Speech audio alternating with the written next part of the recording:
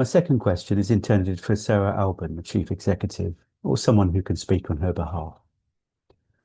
On 12th of May 2020, you appeared before MPs in the Work and Pensions Select Committee, who urgently wanted to know what impact COVID-19 was having on health and social care workers at the front line. You weren't able to tell them because HSE was not being properly notified of cases of disease under the RIDDLE regulations. The MPs instructed that you must ensure that RIDDLE reporting in the NHS and elsewhere improved.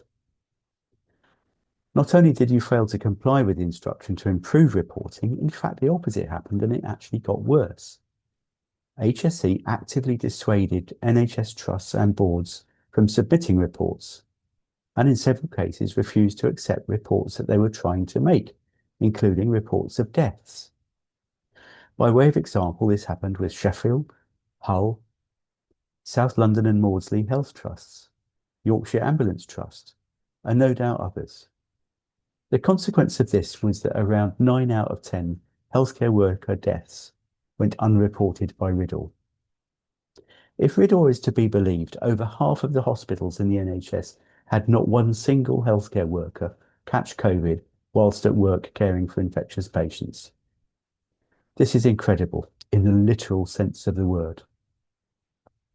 At the very least, those cases which have resulted in death or severe long COVID should even now be accepted as occupational exposure and reported under RIDDLE, since there is no time limit prescribed by the regulations. The Select Committee Chair, Sir Stephen Timms MP, asked you to provide a written response on these matters. You responded on the 4th of June, answering most of his questions. However, when it came to the issues relating to RIDDLE, you told him that HSE had been in discussions with the Department of Health and Social Care, details of which you would not disclose, since they were subject to legal privilege. Claiming silence under the protection of legal privilege is typically done when an organisation is preparing to defend against litigation.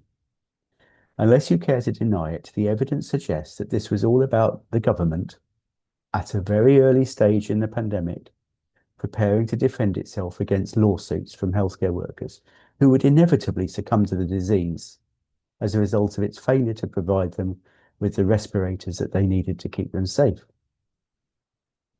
So while we, the British people, stood on our doorsteps every Thursday evening, clapping for healthcare heroes and painting rainbows on our windows, the evidence suggests that the Department of Health and the HSE were conniving together to pull the legislative rug from under their feet.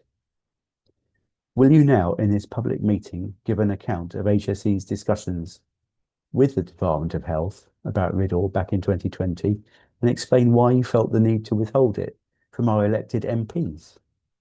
Or, 5 years on, given that such litigation is still waiting in the wings, is this matter still shrouded by the defensive shield of legal privilege?